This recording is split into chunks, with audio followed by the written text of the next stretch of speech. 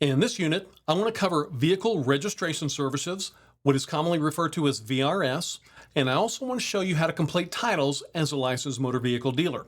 When you get your New Mexico dealer's license, you will be completing titles differently than you have in the past, and we're going to cover this process extensively in your dealer training course. I want to show you a very important component of the operation of any dealership in New Mexico, which is called Vehicle Registration Suite, or VRS. VRS allows dealers to issue temporary permits, demonstration permits, transport permits, and transit permits. VRS is a very easy to use online system that will enable you to enter vehicle information and print on-demand tags from your own computer. And you can issue these permits anytime, 24 hours a day, 7 days a week, through your Vehicle Registration Suite. The Vehicle Registration Suite will allow you to complete a filing in less than 5 minutes. All forms are ready to print once you complete the online data, and all information is transmitted using the same encryption technology that banks use for online banking. So this is a very secure program that will allow you to print the tags, and we're going to talk extensively about those tags you'll be printing later on in your dealer training course. So how does this work? You're going to log on to VRS, you'll be able to print all of your temporary permits, and then you'll attach the temp tags to the inside left window of the vehicles that you've sold.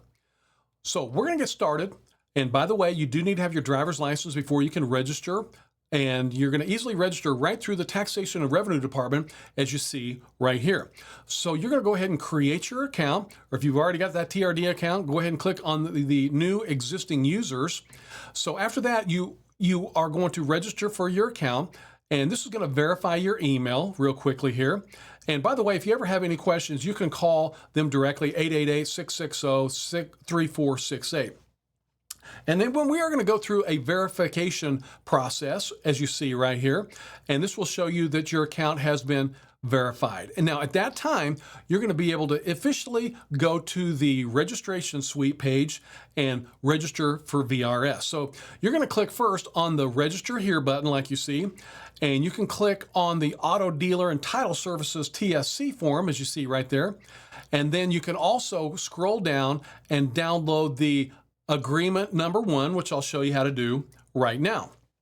This is known as your Vehicle Registration Suite Account Holder Agreement. And so you're going to have to submit this to be able to use VRS and then basically harness the technology when you are selling motor vehicles. So as you can see, here's page 2. So you'll need to enter your bank information. And on the third page of this application, you can enter any additional locations that you might have. And I want to bring your attention to the fourth page, specifically to see the fees that you see at the very top. So you will be charged a small fee every time you use VRS. And as you can see here, there are prices for dealer permits, temporary permits, transport permits, and so on.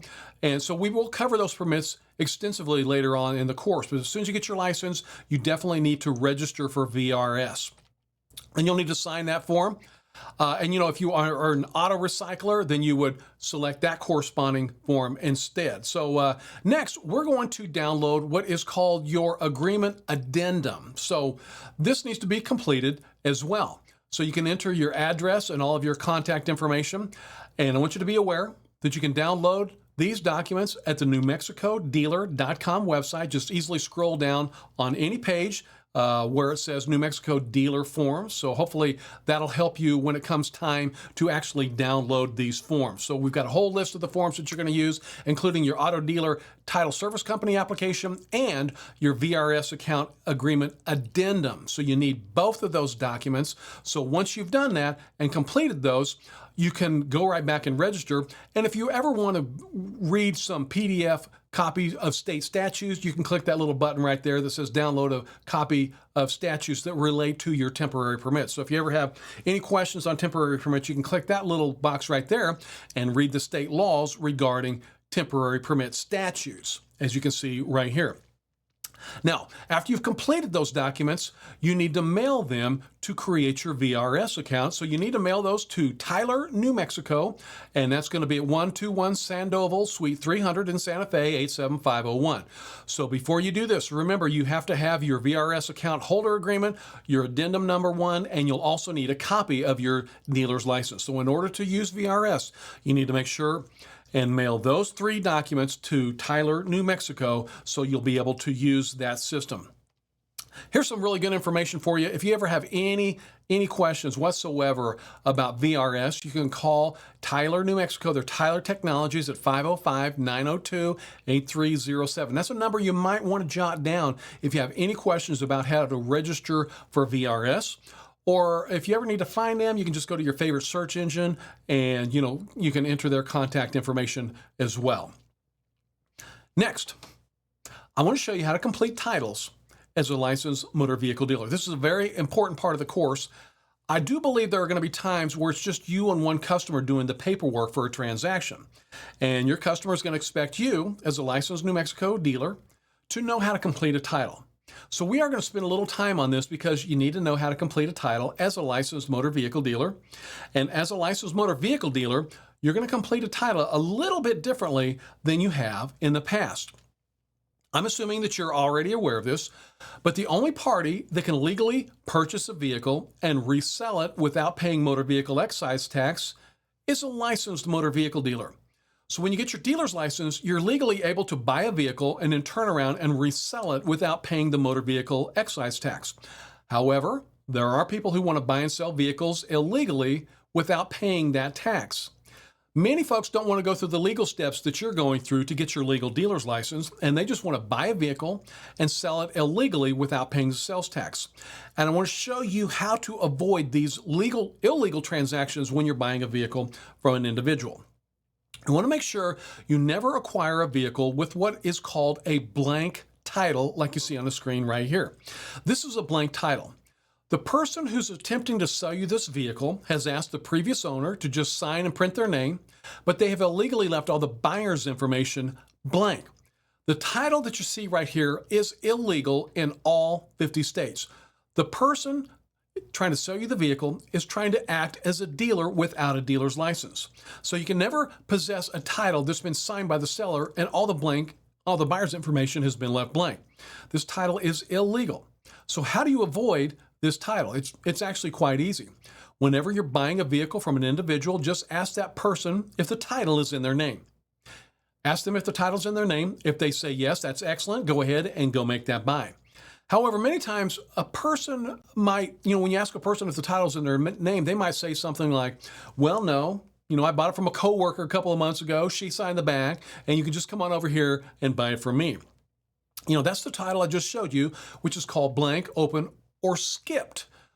They call it a skip title because the person trying to illegally sell that to you has illegally skipped the payment of their motor vehicle excise tax when they purchased that vehicle.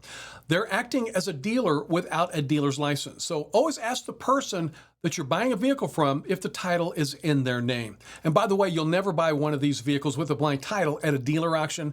This scenario would only apply when you're buying a vehicle directly from a person. Say, for example, if they brought in a car to your lot and you're buying it from them. So you want to ask the person if the title's in their name, and you only want to purchase a vehicle from the individual whose name is on the front of the title. If you ask someone if the name's on the title and they say something like, well, no, I bought it from my sister-in-law last year. She signed the back of it. You can just come on over here and buy it from me. That's that illegal title. So make sure when you're buying a vehicle from an individual, make sure you're only buying it from the person whose name is clearly printed on the front of that title. Now, let's talk about the back of a New Mexico title. I want to take you through a scenario. We're going to buy a vehicle from an individual, and then we're going to mark it up and bring it back and resell it to another individual on your lot. And by the way, when you're a dealer and you're buying vehicles at a dealer auction, the auction is going to assist you in completing the title process because they process several titles every single day at that dealer auction. So they'll tell you exactly how to complete a title if you have any questions. However, I want to focus on a scenario that's a little bit different. We're going to go buy a vehicle from an individual, and then we're going to bring it back to your licensed location and sell it to another individual. So here you see what is called a dealer reassignment. And I want to go ahead and magnify this so you'll know how to do a deal. In this situation, you're buying a vehicle initially to resell it. So as the buyer, you're going to enter your dealership name and the date. If there's a lien on the vehicle, you would enter the lien information. But if there's no lien on the vehicle, go ahead and write none in the lien holder section. We're going to delve into financing later on, and we'll talk about loans and liens. Next, you want to enter your odometer disclosure. The state is normally assuming that the odometer reading is accurate. So you're going to enter the odometer reading. But I want to bring two bits of information to your attention. The first is actual mileage. For those of you, on a vehicle with the actual miles, you'll just check box A. Now, if the mileage is in excess of mechanical limits, let's take a look at that one as well. You might buy a vehicle and maybe the odometer has went out, or maybe the digital dash is out of order, or perhaps you cannot verify the mileage at all. Some of us might remember those old mechanical odometers that had 5 digits that might have read, 23,000 miles, but it's actually rolled over, and the true mileage might have been 123,000 or 223,000. We call that mileage in excess of mechanical limits. So if you cannot verify the odometer, you would check that corresponding box. Next to that box is box C, which reads not actual mileage, odometer discrepancy. Now, there could be a situation where you're buying a vehicle from someone and the odometer is incorrect. So let's just say maybe you're buying a 1970 Chevy Chevelle and the person selling you the vehicle might tell you that the old odometer stopped working. So they took the old odometer out of the dash and they replaced it with a new one that has a lower mileage reading.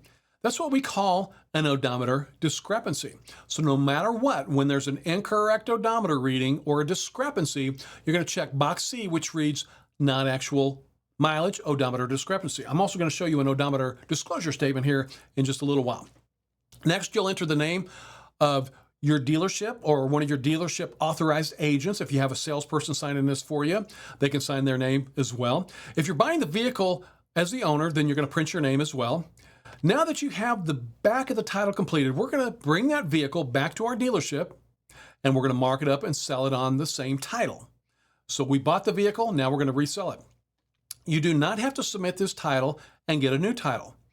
As a licensed New Mexico motor vehicle dealer, you're going to be allowed to buy this vehicle with this title, and then you're going to turn around and resell it on the same title. So you're going to be able to do what is called a dealer reassignment. And I want to go ahead and magnify this for you so we can definitely take a look at this. Let's say we're selling this to someone that's named Jamie Smith. So now Jamie Smith is the buyer. Remember, we bought it a moment ago, we were the buyer, but now that we're reselling it on the same title, we're selling it to Jamie Smith. So you would just enter Jamie Smith's name along with Jamie Smith's address.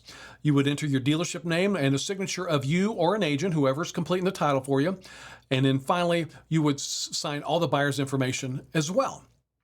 And basically, in a nutshell, that's how you're going to make money in this business. So any motor vehicle is kind of like a stock that you buy in a stock market. You're going to buy it as low as you can, and you're going to sell it as high as you can. So it's a really incredible business that you're getting ready to start here.